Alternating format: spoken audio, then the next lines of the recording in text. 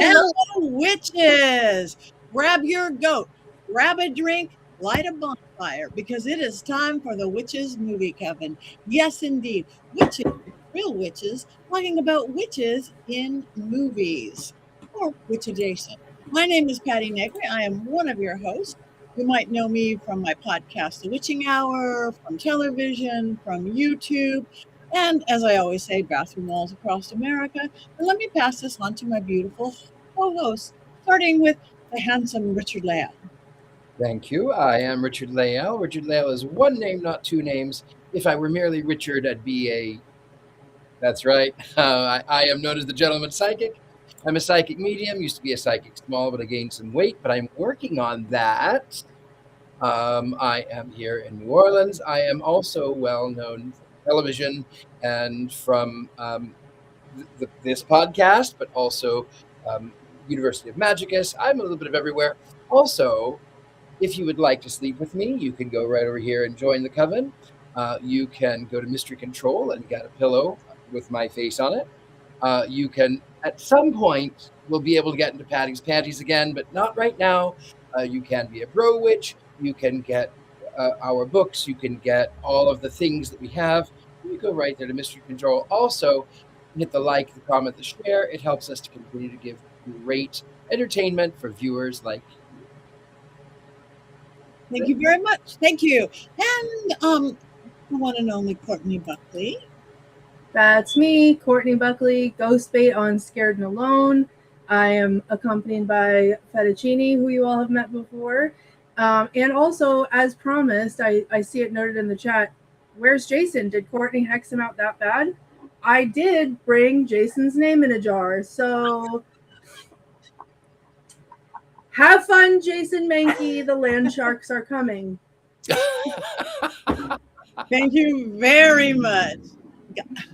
And now, as Courtney just mentioned, Jason is unavailable right now. He's been stuffed into a jar. And our beautiful Heather is off flying across the world right now. But we are not lost by any means. We have our two favorite regular guests. Let's take it down to Jenny Seabell. Hi, I'm Jenny Seabell. I am the author of 2 books, not 10. I am the author of Spirit Crystals and separate book Divergent Witchcraft. And I love coming on the Movie Coven and being a beloved substitute teacher here. Thank you very, very much. And again, the beautiful redhead Scarlett Amaris. Hello, I'm Scarlett Amaris. I am a screen and television writer. I've also directed music videos and I've authored books, and I love to talk about movies and all things witch adjacent and witchy, and so I am thrilled to be here once again. Thank you very much. And also a huge shout out to our behind the scenes Tabitha Meadows, our fellow witch who is goddessing the entire chat room for all of us. So shout out to Tabitha. And of course, our producer, Rob and Christine, who are on the other side of the camera as well. So this weekend, today, we are doing Dancing at Lughnasa, a 98 film with Meryl Streep and all sorts of fabulous people. 'Tis the season, I must say. So hopefully you guys all watched it. But just in case you didn't watch it, before we go on a deeper, Richard Leal, do you have a synopsis we can give about this? I certainly do. Now, I want to be very clear with everybody before we get too far. Dancing at Lughnasa is spelled. If you're watching Dancing at Lughnasa, you are watching in a completely different film, I guarantee. I promise you don't want to watch that film. I think I started watching that one, actually. I started watching something on YouTube, and I thought, my goodness, they have bagpipes playing the entire time. No, it was a pirated copy, and they were trying to make certain that they didn't get copyright restrictions. So the entire time that Meryl Streep is talking, it's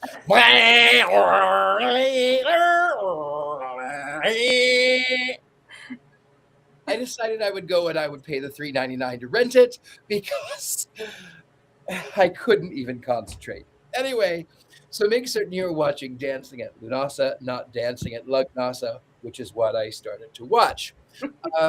this film is a great film that helps with depression. If you don't have it, you certainly will by the end. Um, Great film about told from the perspective of a little boy named Michael who was 7 years old in 1936.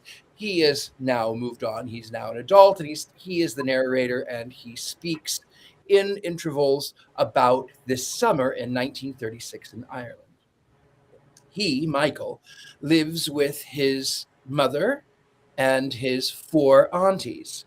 Now, if I were to say the names Jack and Rose, and one of them is certainly Irish, you might think I was talking about the Titanic. I am certainly not. I'm actually talking about this film. So, told from the perspective of this 7-year-old boy in retrospective, he lives with his mother and four aunties in an Irish cottage. One auntie, Kate, played by Meryl Streep, is a school teacher at a Catholic school. Two aunties make money by knitting clothing, and his mother, I don't know how she pays. In fact, it's actually brought up, how does she pay for this boy? At any rate, everything changes in this summer because his Uncle Jack comes back from a missionary trip from Africa, from the continent of Africa. And this Uncle Jack is a priest, but he also is slightly controversial because while he was in Uganda, he learned to accept the spiritual practices of those living on the African continent. And when he returns home, he's supposed to deliver Mass, but the Catholic Church is not too happy to have a priest who also accepts paganisms, which, by the way, Lughnasa is paganisms. They have a festival every year where they dance and they celebrate to bring in the harvest. Anyway, so the uncle comes home, and then shortly thereafter, Michael's long-distance father has come back, and he drops the news that he is going to fight in Spain to help Spain retain their democracy. And meanwhile, there is rumor that there is a factory that is going to be built that will threaten the livelihoods of two of the aunties. The Kate character is threatened with having her job lost because her brother, the priest, is now accepting of pagan traditions. And in the end, we've danced, we've seen this perpetual dance that they have. And in the end, the narrator comes back to tell what has happened to all of these characters and how his life had changed forever from that moment forward. And in true Irish form, Kate loses her job. The two sisters go to London where they die of starvation. His mother gets a job at the factory where she hates it for the rest of her life. His father does go to Spain, gets injured, and then just sort of writes on occasion, and then he just stops writing altogether. The Uncle Jack, the priest, dies of a heart attack shortly after returning home from Uganda, and they lived happily ever after on potatoes. Thank you. Thank you for that. Now we've got this lovely film.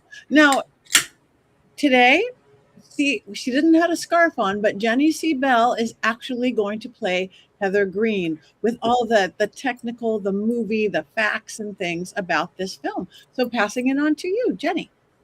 Thank you. And before I even attempt to fill the shoes of our movie goddess of facts, I'm told that we have a lovely little message from Jason. Couldn't be here, but he prepared something for us. Well, hello, Coven. I'm sorry I'm not with you all tonight. My wife and I are rocking and rolling at a concert in San Francisco. It's a band that you've probably never heard of called the Old 97s that we just love. But that is not why I'm here. I have a little segment to talk to you about one of the greater Sabbats, and that is Lughnasa, which is, of course, a part of tonight's episode of the Witches Movie Coven. Lughnasa, or Lammas, is considered the first of three great harvest festivals celebrated in a lot of different pagan traditions. Lughnasa is an ancient Irish Celtic holiday, and there was an equivalent version also celebrated in Wales. We don't know a whole lot about what the ancient Celts of Ireland did on that particular day, but the day itself was named after the god Lugh, who was said to be a god of many different skills. And if we think about agriculture, well, it takes a lot of different skills to plant crops and then harvest the crops and then process the crops. And so perhaps Lughnasa is related to that in some way. This day is also called Lammas, which means loaf mass. It's a holiday that was adopted by Christians and might have been celebrated by the Saxons before that, who were pagans, and might have been borrowing Lughnasa from their neighbors. So today, when we celebrate Lammas, we tend to celebrate the grain harvest, and a lot of Lammas celebrations revolve around bread. Of course, you can make the holiday about anything that you want, and I think it's always really important to look at what is happening in your backyard. As I said before, we don't know a lot about how this holiday was celebrated 2,000 years ago, but in the Middle Ages, when they started first writing things down, there were a couple of things that happened every year around early October, and a lot of those were fairs, the payment of rents, elections, and the opening of public lands to people. And I think that a little bit of that still shows itself today. If you've got a county fair or something, it's probably an echo of an ancient Lughnasa or Lughnasadh celebration. People say this day in many different ways. This holiday is usually celebrated on August 1st, though there are a couple places where I see it as being listed as August 2nd.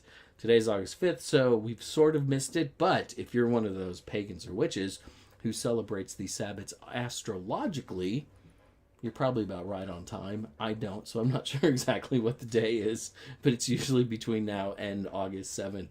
Anyway, Sabbats are more of a season than a particular day. But that's about it. That's our little couple of seconds about Lughnasa, not me being funny. I hope that everybody is having a great week and a great Wednesday night, and I will see you all soon. I love that. Thank you, Jason. So we were on the same wavelength because I knew I couldn't really be Heather because she is just such a wonderful spirit to try to embody. So I'm doing some movie facts and some. I've always said Lughnasa. And then I'm hearing Lughnasa in the movie, and then I'm hearing new witches say Lughnasa. I just want everyone to know we're doing our best. Those of us that learned pre-internet, we couldn't Google how to pronounce things. We had books, and we stumbled, and we stuttered, and we said to our friend, does this seem right? And they said yes. And so here we are. It's ingrained. It's Lughnasa for me. Okay, so some things you need to know about the movie. First, it's based on a play. And when I was sharing in our coven that we were going to be doing this movie, and I was like, I'm so excited to watch it. It looks really cozy and kind of sweet. And someone was like, no, I saw the play. Have Kleenex near you. It's devastating.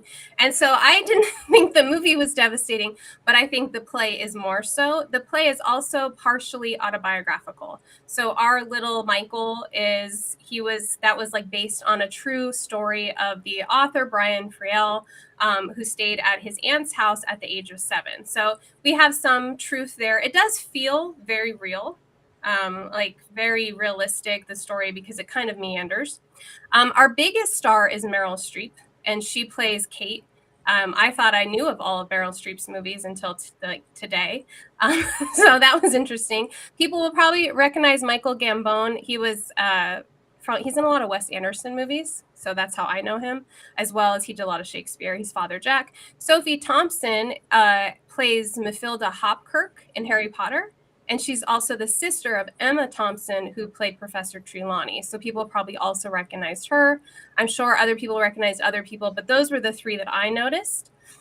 When I did some research, this movie cost $21 million to make and brought in about $2 million. So not the best. This is 1998. I think Practical Magic also came out in 1998, if anybody remembers. But I feel like there's some reasons behind that, and we can get into that later. On to our Lughnasa facts, as Jason already talked about. It is part of our Wheel of the Year. And I personally this is a cross quarter day. So for people that are totally new to the Wheel of the Year, it was something that's like reinvented, put together by neo-pagans and Wiccans. They kind of put a bunch of European holidays together and were like, this is our religion now. And we kind of celebrate them. It's the first of our harvest seasons, and it's a cross quarter day, meaning that it comes between summer and fall. And I totally agree with Jason. I'm actually currently writing book number 3 about celebrating the Sabbats seasonally. So we are in the season. If you did not do anything with like a corn doll or any kind of harvest celebration, it's not too late. You can just jump in. And then Jason mentioned it's named after the god Lu. And I have Deborah Blake's Deities book here because she's more of an expert than I am. And she said that Lu is the Celtic sun god. He's also known as the patron god of craftsmen, as well as being a mighty warrior. He's Lu of many skills. And in the movie, the aunts do knitting, and then there's dancing. And so there's this crafting. They also all really love movies or music. So it definitely connects with him. Lu embodies the power of the sun with its life-giving energy. So those are some movie and Lughnasa facts. I've always said Lughnasa as well. I was going, is it Lughnasa? Have I been saying it wrong my whole life? I don't know. Like, you're right. The internet, old witches. I don't know. What do you say, Scarlett? How do you pronounce it? I always say Lughnasa. That's how I've always, and I've heard it that in Europe too. Like, I've spent a lot of time in Ireland, and yeah, I've always called it Lughnasa. Maybe it's their Irish accent. Oh no. Anyway, potato, tomato, tomato. Let's go there. I kind of feel this, like, it doesn't, as long as you know what it is, like, if you're a little bit off in the pronunciation, who cares? It's like how people say Hecate, like, that doesn't bother me when the Greek pronunciation is Agate, like, whatever, as long as you're there and you're interested in it, that's what matters most of all. Thank you. One of my favorite parts, I just want to say, because when I was last year or the year before, something like that, when they were digging in the dirt, that was the peat, that was the 10,000-year-old peat. I forget what they called it. Oh gosh, it just left my head. One of my prized possessions of life, and I didn't literally dig it out, was they gave you this, and it's they've been digging it up for it's like the bog, it's the peat. They call it the turf. They call it turf. The turf. Yeah. And just seeing how those women were out there and those people were out there digging it up, because truly, I got a brick about the size of a brick of this beautiful organic farm far in the middle of nowhere, Ireland, that had fairy hills, it had fairy mounds, fairy trees, sheep, dogs, horses, everything. And our prize going home was having a brick of this. And I've taken little tiny peats. I've used it for magic. It is so powerful and so magical. And I was looking at the miles and miles and miles of box. It just made me so happy, because now I know how it comes up, how it got dug up. So that made me so happy. Other than that, it was a beautiful film. Beautiful film. Did you, when you were in Ireland, did you have a peat fire? Because like I've spent a lot of time in rural Ireland, and we would build the peat fires, and peat smells so good. Like, it has a very distinct burn. Yes, we did just before we left, and it was beautiful. That's the place literally that I had a total Fae experience. Total, like no other. We were there, we got permission. This guy, he's an organic farmer. We went under the fairy tree, and it was a total psychedelic experience. Then I came outside, and I was looking. Literally, on my right side was this beautiful horse, a stallion, on my right. On my left was a cow. And in front of me, about 100 feet ahead, was the fairy tree with about 15 people at it who were on my little magical group. And I'm looking, horse on my right, cow on my left, people and tree in front of me. I'm like, I am the luckiest girl in the entire world to get to experience this. The green rolling hills. I close my eyes. I open my eyes. And the tree was gone. And now the horse was on my left and the cow was on my right. They had not moved. The Fae had literally picked me up, turned me around, and set me down 180 degrees different without me knowing it. It was the coolest thing absolutely ever. And we were great. And then we were standing, it had been kind of misty and rainy. And the woman, our tour guide, who's Irish, born and raised, we would go into a pub and her adult children who lived there would show up with their antique Irish and they'd go singing throughout the rest of the night. Anyway, she did traditional Irish singing. It was a little bit misty and a little bit rainy. She was standing under another tree right by the fairy mound, and she's singing this beautiful Irish song. The sun breaks through the trees.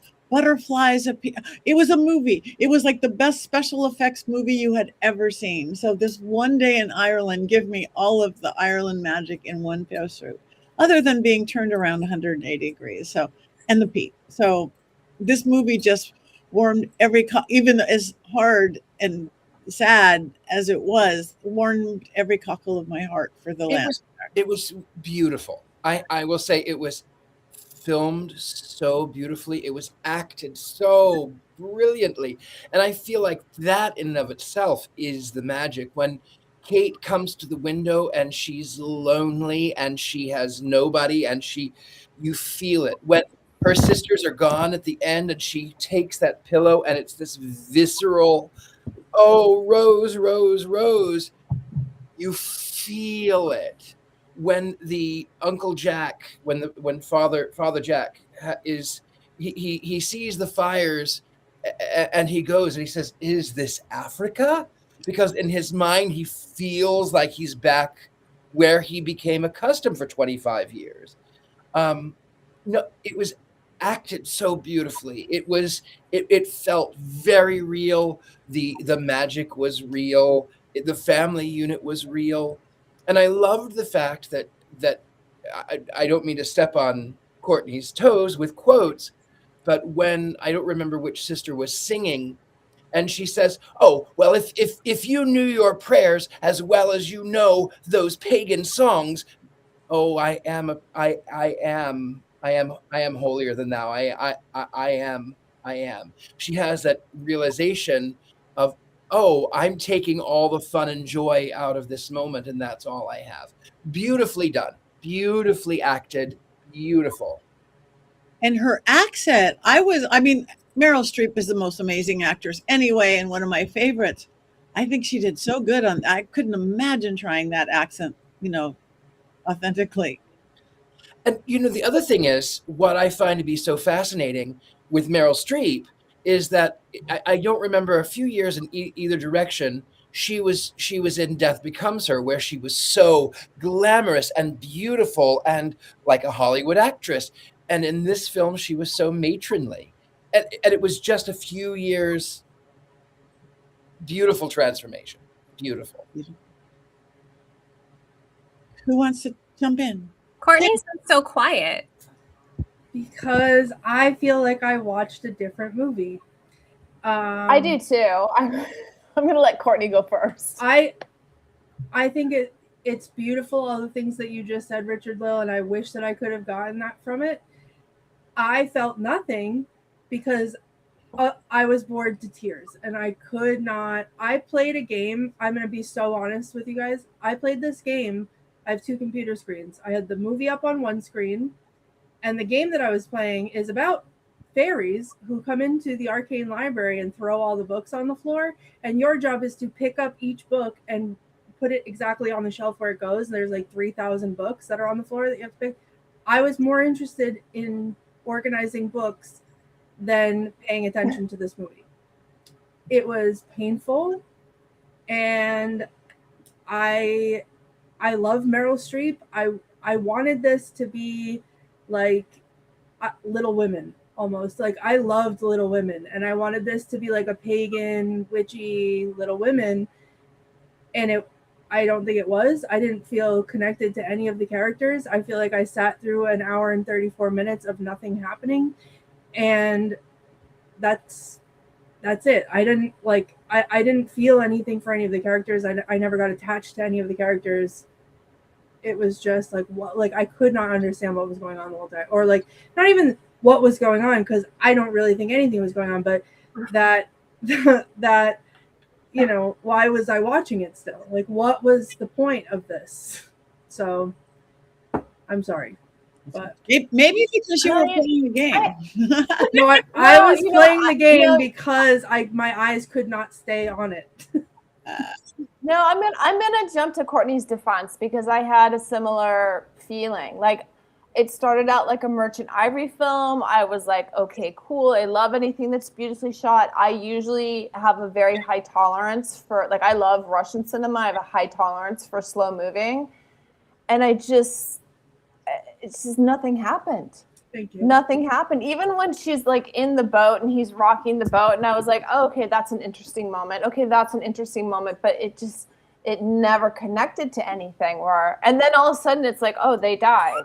And she took a job forever that she hated. And I was like, why are you ending it like this? Like, I just suffered through an hour 30 of this, and now you've just destroyed me. Thanks so much. I'm gonna go crawl under a rock now. I think probably it was better as a play, but Yeah. like, wow. I love Meryl Streep as well. And I do think that it was beautifully acted. I can see why it only made $2 million. I mean, it was so expensive. Like, there was something just emotionally missing from it. Like, it was so dour. And, even the pagan scenes seemed very out of character. Like, yes, they're all drinking poutine and they're all like jumping through this fire with the masks. And then I found myself being like, did Ben Wheatley steal those masks for Kill List? And like, it didn't connect. And I wish that they had like delved more into the missionary brother coming back from Africa and what he was into, because there were a huge amount of people that came from Africa at that time that, had documented various tribes, because those tribes were still around. So like, that was a little bit of a missed opportunity as well. I didn't hate this movie. I can't say, oh my God, it's bad, because it's not bad, but it's incredibly boring. I see.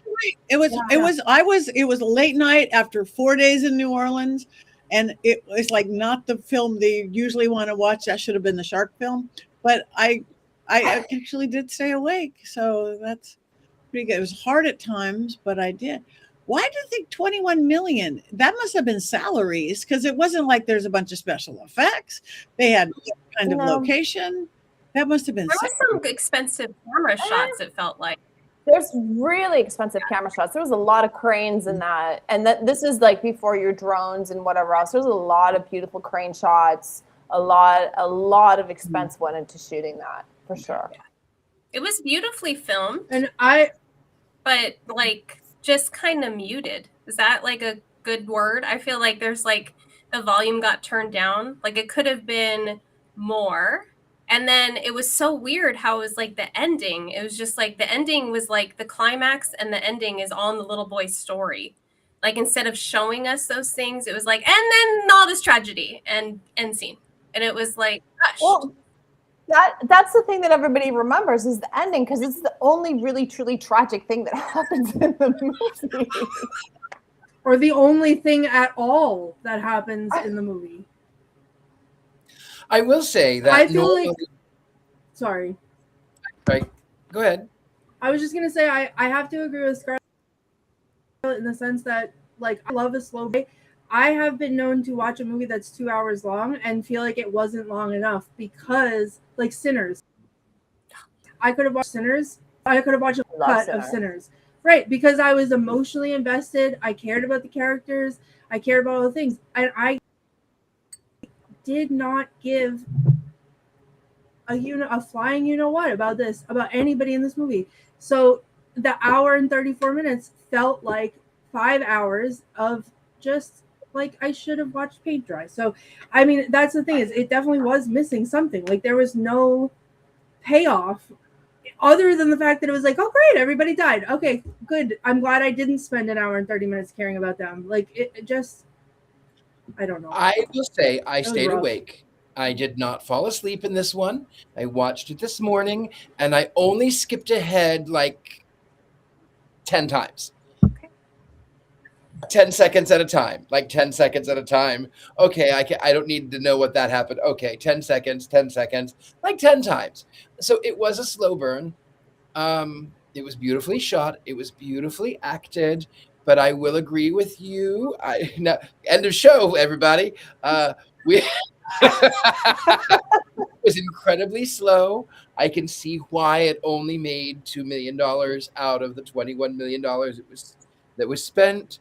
I really would have liked there to have been more investing in Uncle Jack.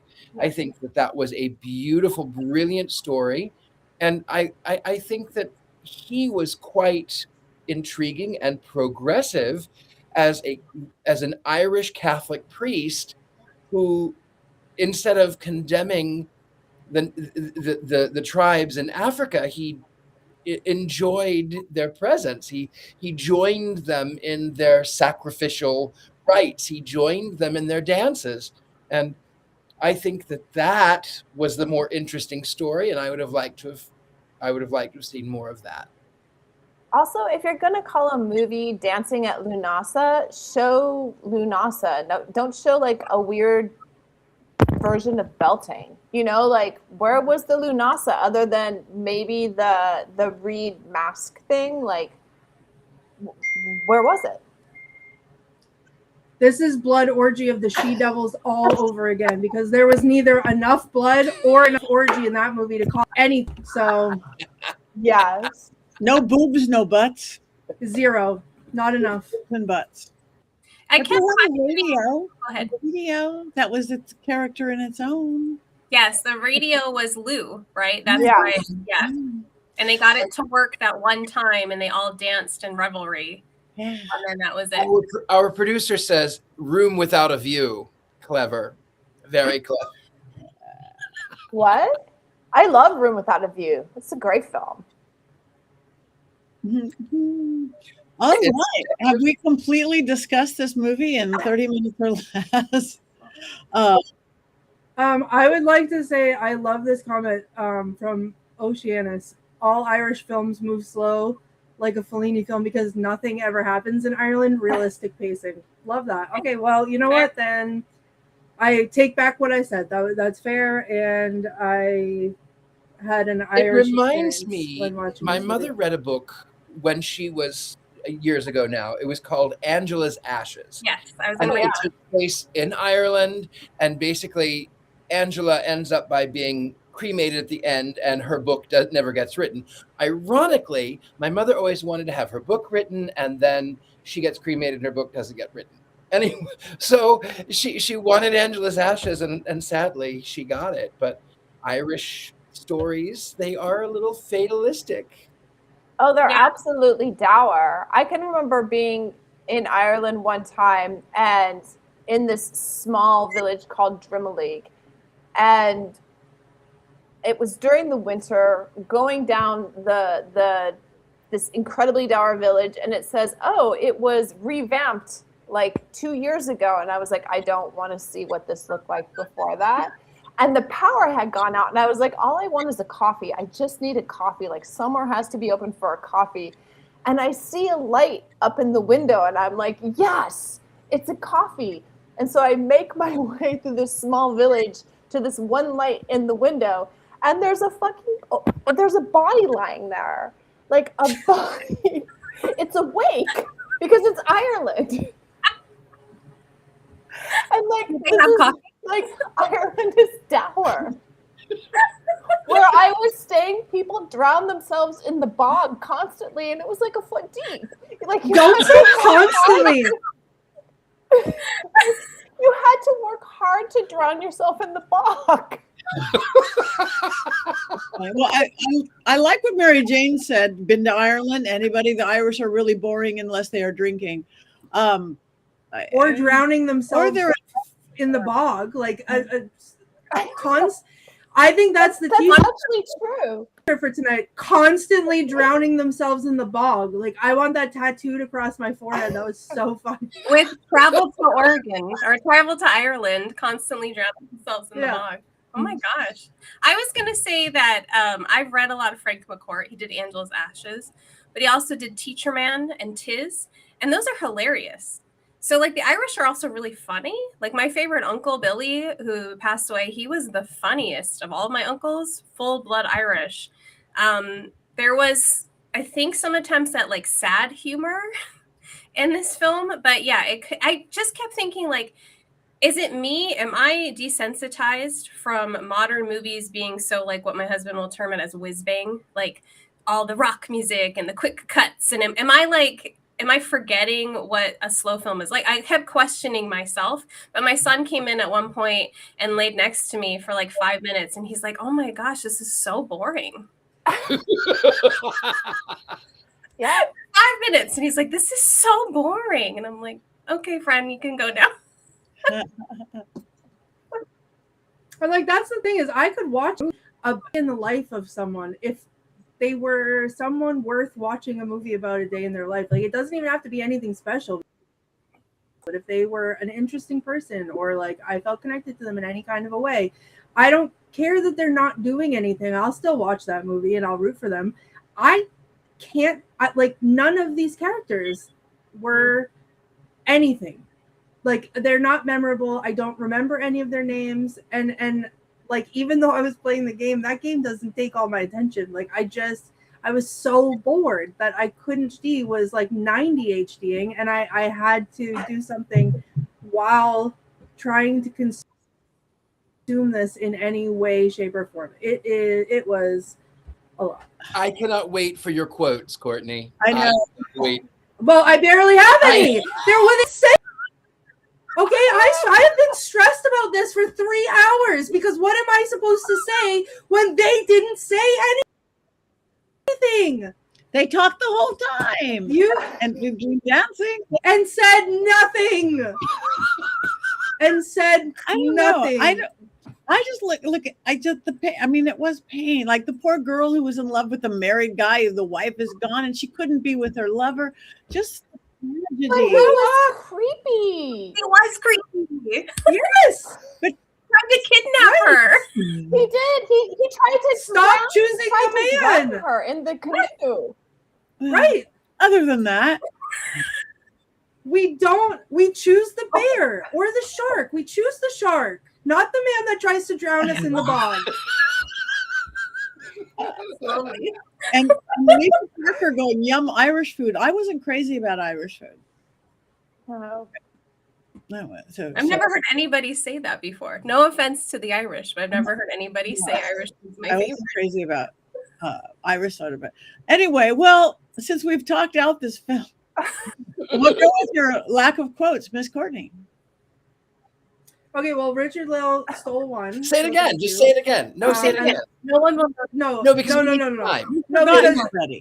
no. Hold on. Because the only other one, I didn't write that one down, but I remembered it kind of, and I was like, and then I didn't feel like going back because I'm too upset that I spent $3.99 on this movie.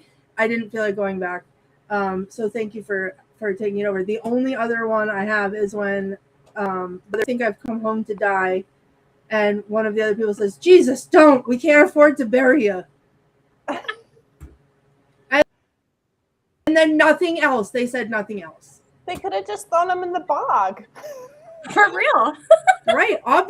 Well, but now we know about the bog. So I don't understand. I understand this movie even less, because you know what I'd watch? I'd watch 3 hours of people drowning themselves in the bog.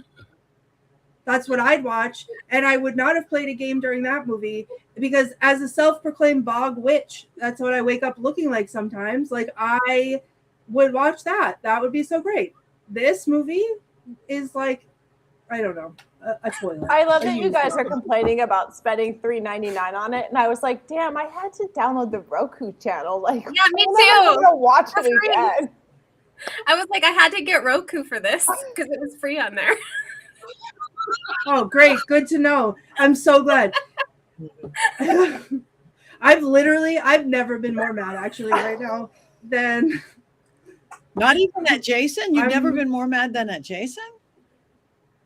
No, I'm not mad at Jason anymore because he's in my jar. So I've channeled all of my Jason Why did anger you in there. why did you hex But- Jason? What happened? Yeah. Because last week was Shark Week, and my special interest is sharks, and it always has been since I was 2. And Jason said that that Shark Week is not a real holiday, and that people who celebrate Shark Week are like whatever he said, I don't know, bad things. So I told him he was dead to me, and I was putting his name in a jar. And I'll have you know that Nathan get a chance to do it, but Nathan and I had a plan, and we were going to make a video of putting Jason's name in the jar to premiere. And he even bought a shark onesie, and we were going to go to the lake so he could emerge from the lake in the shark onesie, and we just didn't get a chance. It's not too late. Yeah, I was just saying that there's always. But that's how mad Right. I was at Jason that I put in all of that effort about that, and I'm still madder that I spent $3.99 on this movie. And Shark Week exists because of us neurodivergent people. That's why it's a Correct. holiday. Thank you. We made it a holiday with our special Yes. interests in animals and animal facts. Yep, and my special interest was wildly on display last week as I got to recite all of my favorite shark facts and get in arguments. And all I've been doing, that's what I fall asleep to. And my new reptile, my bearded dragon, he likes to watch Shark Week after mom and dad go to bed. So that's what he likes. And that's what I like because sharks are my favorite. And that is my special interest. And that's why I still have the shark over here. And I almost also thought about wearing the shark onesie on the show today. The hood is the shark. I might do that next week to surprise Jason when he's back. It's always Shark Week for you, Courtney. It's shark life. I have shark tattoos. I have sharks all over the house. Here's my IKEA shark. He's still back here. I have shark license plates. I moved to a different state and I haven't given up my license plate yet. We cannot bear to get rid of plates, so it's terrible. Because I love the sharks. And I have not been shark hunting I think once this year. And so for Jason to say back now. For Jason to say that Shark Week is not a real holiday. And what is this movie? Okay? So this movie This is movie's not real. about a real holiday. Right, but I'd rather than watch this. For I'd rather $3.99. celebrate. Right. I'm so mad. I would never Very watch bad. it again. I would never, ever, ever watch it again. I would never, ever, ever watch this film again. However, Mm-mm. I have to say it was very pretty. I didn't fall asleep once. I only skipped ahead 10 times. I watched it at normal speed. That's a big deal for you. that's It's a big Very deal. big deal. I don't remember the last movie that you've watched at normal speed. Yeah, because I certainly didn't watch Jaws at normal speed. You're going in the jar. Well, that's fair because of the Jaws effect. I also did not watch Jaws for a very long time on purpose. I'm not going to get into that because that's going to we don't have time to fill. So. If we need time to fill, I will recite my shark facts again, but I'm not going to. Sorry. I would have liked to have seen more witchcraft. Me too. I do not think. Okay, so it was dancing at Lughnasa. There's no witch. There's no magic. There's no witchcraft. Pagan holiday, yes. A priest who is accepting of African traditions, great. No witch. No witchcraft. Itty bitty paganisms. Itty Yeah. bitty. What did everybody do that celebrates Lughnasa, or Lammas? What did you do to celebrate? I'll share. I try to tap into like local harvest. So where we live, we have a peach farm, and we got 23 pounds of peaches, a bouquet of zinnias for $20. And so we celebrated with peach cobbler and zinnias on the table. I always feed our land at that time because of the land spirits, and it just feels like the right time to me. So that's what I did to celebrate. I'd want to know if anybody else did anything I fun. fertilized my plants and I ate some plums. Yum. I mean, I would have done that anyway, but also the fact that it was Lughnasa, I can say that was why I was doing it, but really it was just what I do. Well, I sort of missed it because I was in New Orleans at an event. So it's a season, right? I could do this tomorrow. I could do this the next day. I ate crawfish and no. So, Yeah. but I did go down and greet the river, which I do in New Orleans to the spirit of the river. So not quite the land, not quite the harvest, but at least tapping into the earth and nature. Yeah, I climbed down a mountain and saw my first moose. Ooh. A mom and a baby, two Aw. meese. Yeah.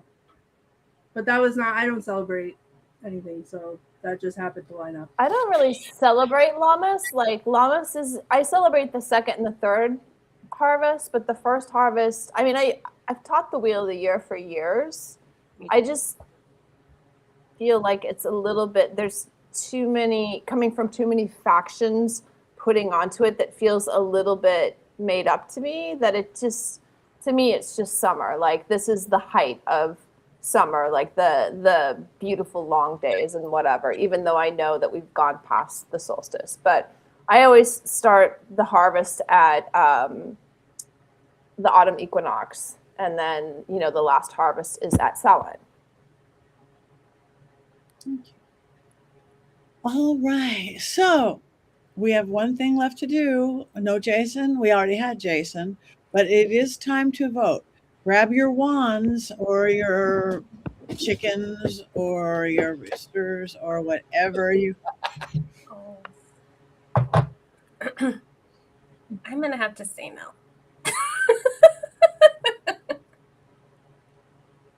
Okay, Richard Lael and myself are almost straight up. We are almost erect. Not quite, but we are headed towards the top.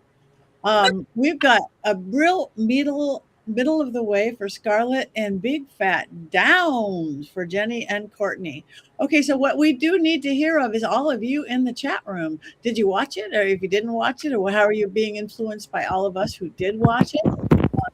Wands down. I would like to say Tom Wright has made an excellent point that there were no dancing llamas in the movie, and maybe that would have helped. It would absolutely have helped. Solved it, Tom. Solved it. Yep. I'm giving it this because it was beautifully shot. I'll give it that. Like, and well acted. It was well acted. It was beautifully shot, so I can't give it a total thumbs down. But yeah, it was a snooze fest. That's for sure. But I wouldn't watch it again. And that's usually when I vote. That's what I think. Would I watch it again? No, I would never watch it again. So for that, it was boring. Yes, beautifully shot, beautifully acted. Yes. See, and that's where you get this. Pretty good soundtrack or like score. I liked the music. Unless you watched the one that I started watching. Oh yeah.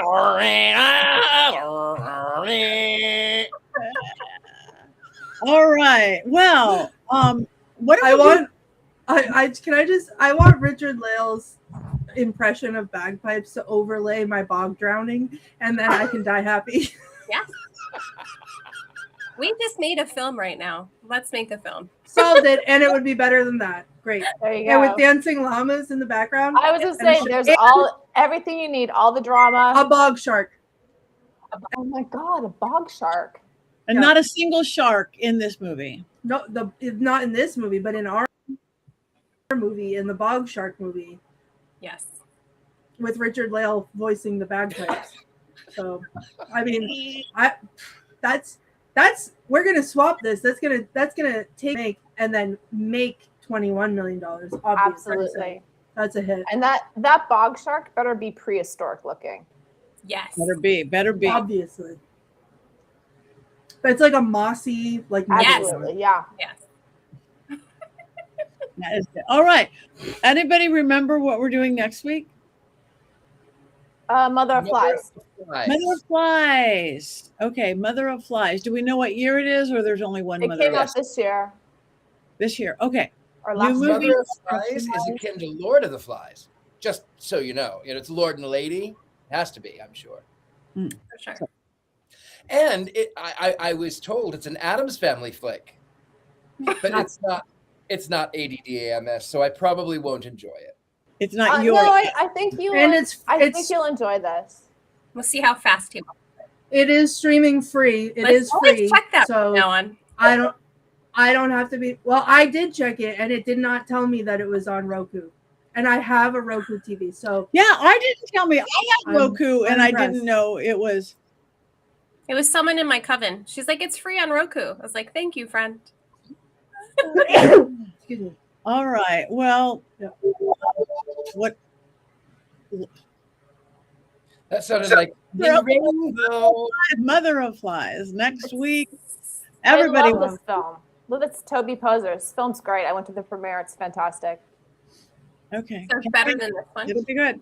So, Yes. all right. So while we're still, and we have a few minutes, does anybody have anything coming up that they want to talk about? Events. Go, Jenny Seabound. I just wanted to share that I have a podcast with Granddaughter Crow here on YouTube. We premiere every Saturday, and it's called Believing and Beyond. And we interview different creators, and we have Marcella Kroll this Saturday, and she made like a really cool Egyptian-inspired oracle deck. And we kept having these really weird moments where we were pulling like the same card on air. So it's going to be fun. Oh, good. Thank you. Yay. That's very cool. Anybody else? I just put up a self-paced creative writing course that has to do with esoteric principles called Witching the Art of Words, which I'm really excited about. That took me months to do. And I've also got the esoteric salon, The Forbidden Pantheon, which I'm teaching Saturday at 10:30 on Zoom, we're doing Circe this week. Beautiful. Anybody else? I am easy to find. I have nothing really going on excepting for I have seances here in my home. I have tarot readings here in my home, or also at the shop down in the quarter. If you happen to find yourself in New Orleans and are looking for something to do, I do have something coming up actually in October. I'm going to start advertising now, middle of October. I'll have all the information later on. I'm going to have a tea party for people. And it is ticketed, it's limited. So my house is not a big house. It looks big in pictures, but in person, it is not a huge house. So it is, thank you. It does make me very happy. It's nice and gloomy. So, if you are around in October, you can come and see me in my home for tea. Otherwise, you can come by for a seance, and I also serve tea in my home. We spill the tea for the spirits, I like to say. Thank you. Yeah, that's so And fun. Courtney, anything other than raising many, many, many dragons? Yeah, I'm exhausted from the amount of training that I have to do, but that's what I'm doing currently, is trying to unpack and trying to also tame them all. And but in early October, Patty, you're coming. We have Mass Paracon, and I will be there. So we can start talking about that. That's in Taunton, Mass, and it'll be so much fun. And you can come and say hi to us and whatever, and tell us your favorite movies, and hope that I don't grow teeth and bite you. So She's working on it. maybe I'll bring my Yeah. jar with me so that I can put That people's is names good. in. Thank you. All right. For me, anybody in Southern California, I am really excited. I'm going to be doing Midsummer Scream, which is, I think, billed as the largest horror convention in the country. Thousands and thousands and thousands of people. It's like Comic-Con, but for horror. And I'm going to be working with the equally spooky and fabulous Winchester Mystery House. I'm going to be at their table. I'm doing book signings, several a day. And Midsummer Scream has hired me to do 2 seances for Midsummer Scream and Winchester. Winchester is bringing some of their haunted objects from the Winchester Mystery House. We sold out the first one quick. We're doing a second one. So that's this weekend in Long Beach. We'll be right next door to the Haunted Queen Mary. It's going to be great. And then I've got all sorts of other fun things. It's that kind of summer. And then a couple of weeks, I'm headed up to Virginia City, again, super haunted city, doing a Haunted Doll Tea Party. Yeah, we've done many spooky things together, Richard Layout. Haunted Doll Tea Parties, paranormal investigations, all sorts of exclusive stuff at the equally haunted Mackey Mansion. And then it just gets busy from there. On the weekend of mid-September, 18th and 19th, I'm going to be 2 big events in one weekend, all in Pennsylvania. I'm doing Underworld Culture Convention, gounderworld.com. I'm doing seances at haunted train stations, teaching a couple of classes, haunted doll classes, jumping in my car, driving to Penhurst Asylum and doing a Ghost Adventures thing that you guys can do with us with Aaron and Jay and Lauren from Ghost Adventures and myself. And then I'm from 2 p.m. till 3 a.m. And then I'm jumping in my car, driving back to Scranton to finish up more workshops. I've never done 2 huge events in one weekend. I am working on that cloning thing. I'm going to tape my beautiful Black Phillip. And again, then it gets busy. So you guys, all of you, like us and follow us. Our social media pages, it means a lot to follow the Witches Movie Coven. Follow us individually. Jenny and Scarlett and Courtney and Richard Lael and of course Jason and Heather and myself. Of course, as a group, we all have individual websites. Please go visit us. Most of us have books. Get our books. And just find your magic. Show us the love because we love you guys. We love you guys. Oh yeah, Ghostlight Nat. Thank you, Tabitha. She's mine. She is my magical Tabitha. I wouldn't know where I was ever with not for Tabitha. One of my favorite things I'm doing right away, right in LA, because I rarely get to do things. I'm doing anything with, you guys might have heard of her, the Pythian Priestess, my friend Ashley Ryan, big TikToker, big social media girl, works with Sam and Colby all the time. We are doing our first very immersive at 2 theaters in one night. Half of it, because what we have in common is we're both super witchy girls and we're both super paranormal girls, and we're combining them in one evening. The first half of the evening is in your typical little Hollywood black box theater that's super haunted, as most of them are, doing witchy ritual and spell casting. People come in, you don't have to know what you're doing or witchy, and we're going to do that.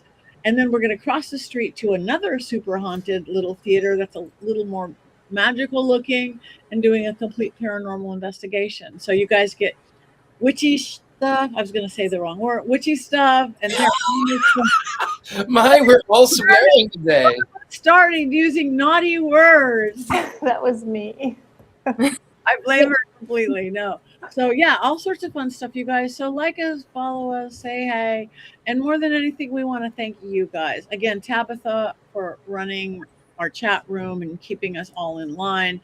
And for all of you, we like your votes. We like your comments. We're watching them. We can't comment on all of them.